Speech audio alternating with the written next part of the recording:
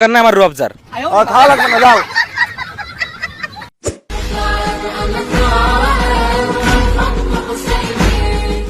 ভাই 1 কেজি খেজুর দেন তো আমারে।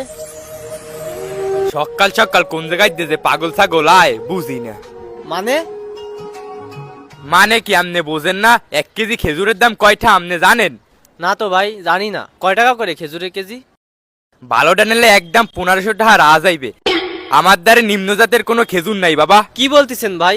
দুদিন আগেও তো খেজুরের দাম অনেক কম ছিল, হুট করে এত দাম কিভাবে বাড়লো? আরে ভাই আপনি জানেন না এটা রমজান মাস, আর রমজান মাসে সবকিছুর দাম এমনিই বাইরে যায়, আর খেজুরের দাম তো এমনিই বাড়বে।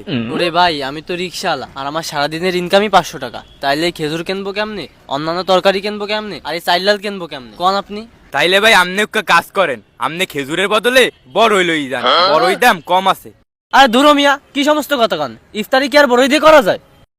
কেন যাইবে না ভাই? 44টা বড়ই 72টা খেজুরের কাজ করে, একই কাজই করে ভাই। দূর মিয়া, আপনার তো মাথায় নষ্ট হয়ে গেছে। খেজুরের কাজ কি আর বড়ই দিয়ে হয়? ইফতারের মেন খাবারই তো খেজুর। দূর, আপনাদের তো ফলই নেবো না। যাও যাও, তোমাকে মতো গরিব ব্যানালা রিক্সাওয়ালা এগো জন্য